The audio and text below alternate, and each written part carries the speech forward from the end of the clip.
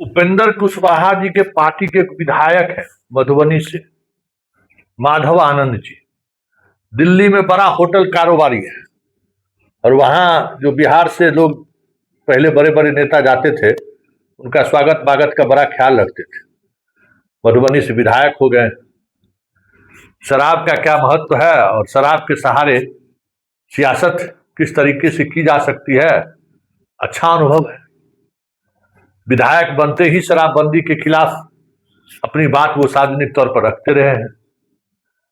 नीतीश कुमार के रहते हुए भी उन्होंने रखा था, और अब तो सम्राट बाबू आ गए। तो माधव आनंद जी जो है, माधव आनंद जी फिर से शराबबंदी पर समीक्षा करने की बात कहें। जरा सुनिए क्या कह रहे हैं माधव आनंद जी और समझिए क्या हो रहा है।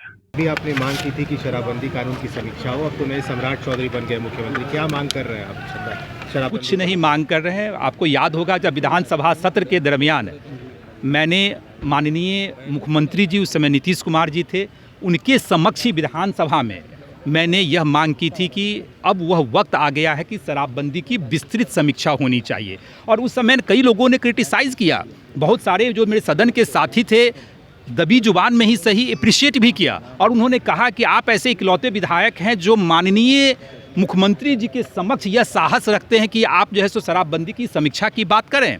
और मैंने जब सदन से बाहर निकला तो आप लोगों के माध्यम से भी कहा कि मैं उतना ही गंभीर सदन में था और उतना ही गंभीर जब सदन से बाहर आप लोगों के समक्ष आया और उतनी ही गंभीरता से कहा कि इसकी विस्तृत समीक्षा होनी चाहिए। उस समय भी कहा था कि मैं अपनी ही सरकार से मांग कर रहा हूं और मुझे पूरा भरोसा है अपनी ही सरकार पे कि इसकी विस्तृत समीक्षा होगी। अब आदरणीय सम्राट जी के नेतृत्व में नई सरकार बनी है, नई ऊर्जा के साथ हम लोग काम करेंगे। इसकी भी विस्तृत समीक्षा जो है निश्चित रूप से सरकार गंभीरता से लेगी।